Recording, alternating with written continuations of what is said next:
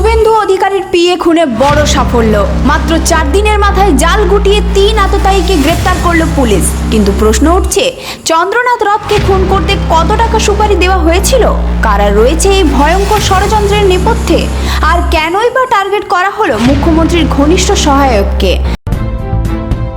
নমস্কার বন্ধুরা, আপনারা দেখছেন voice of Bankura, presented by J3S institute, বাঁকুড়ার অন্যতম নির্ভরযোগ্য স্পোকেন ইংলিশ একাডেমি। প্রকাশ্যে আসছে একের পর এক বিস্ফোরক তথ্য।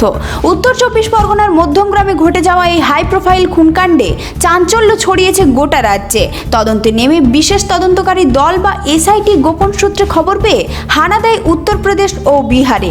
সেখান থেকে গ্রেপ্তার করা হয় 3 জনকে। ধৃতদের মধ্যে রয়েছে কুখ্যাত শার্প শুটার রাজ সিং। পুলিশের দাবি, মোটা টাকার বিনিময়ে চন্দ্রনাথ রথকে খুনের সুপারি পেয়েছিল সে। এছাড়াও বিহারের বক্সার এলাকা থেকে ধরা হয়েছে ভিকি মৌর্য এবং মায়াঙ্ক রাজমিশ্র নামে আরও 2 জন আততায়ীকে। 3 জনের বিরুদ্ধে আগে একাধিক অপরাধমূলক কর্মকাণ্ডের অভিযোগ রয়েছে বলে জানা গিয়েছে। আজ ধৃতদের বারাসাত আদালতে তোলা হলে কড়া নিরাপত্তায় রুদ্ধদ্বার কক্ষে শুনানি হয়। সিআইডি আদালতে জানায়, খুনের পর গুরুত্বপূর্ণ তথ্য প্রমাণ লোপাটের চেষ্টা চালানো হয়েছে। খুনে ব্যবহৃত অস্ত্র উদ্ধার এবং গোটা চক্রের সন্ধান পেতে ধৃতদের নিয়ে দেশের বিভিন্ন জায়গায় তল্লাশি চালানোর প্রয়োজন। যদিও সিআইডি 14 দিনের পুলিশ হেফাজত চাইলেও আদালত 13 দিনের পুলিশি রিমান্ড মঞ্জুর করেছে। তদন্তকারীদের অনুমান, এই হত্যাকাণ্ডের পিছনে শুধু ভাড়াটে খুনি নয়, থাকতে পারে আরও বড় কোনো মাস্টার মাইন্ড। কার নির্দেশে এই খুন?